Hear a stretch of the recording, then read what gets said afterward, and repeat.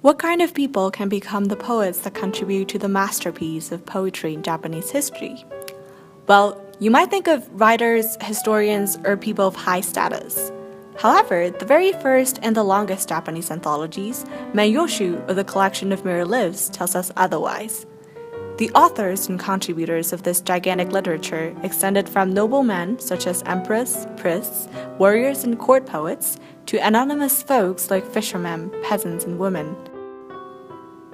It could be a voice of a woman yearning for her loved one. It could be a voice of a man mourning for his wife's death, or a voice of a young man longing for the wife of another, which happens to be a very popular theme in Meiyoshu. And here are some examples, including the compiler of Meiyoshu, Otomo Yasumalo, a poet respected by many, wrote a poem about longing another man's wife. If men can touch even the untouchable sacred tree, why can I not touch you simply because you're another's wife? Even Prince Oama, who later became Emperor Temu, has expressed his love in another man's wife. If I despised you, who are as beautiful as the Murasaki grass, would I be longing for you like this, though you are another man's wife?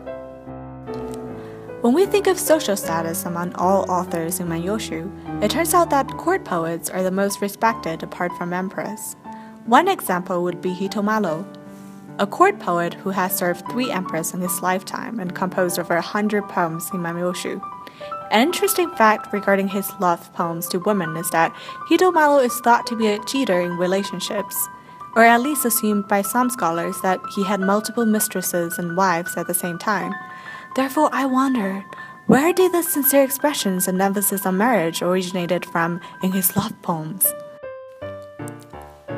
One well-known choka by Hitomaro was the In the Sea of Ivy Close Iwami, which expresses love to his wife before departure, and also the choka I Loved Her Like the Leaves he composed it after his wife's death. But I figured that most of them are declarative rather than introspective. Another group of poets that people rarely expected to see in ancient works is women, though in Meiyoshu there seems to be a remarkable number of women poets contributing to the work.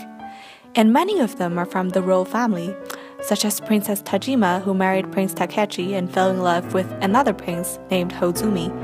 So Princess Tajima wrote multiple songs to Hozumi while living in Takechi's palace. One of her short poems, which I thought is an ingenious work from her perspective, said the following: "The rice ears in autumn paddies lean to one side. I wish I could lean to you, though people might talk badly." At the end of the day, whispering of love in Meiyoshu isn't one or two expressions of individuals. It is the public nature of all people who crave for the unspeakable, the secretary, and the forbidden fruits of love. Thank you very much for listening.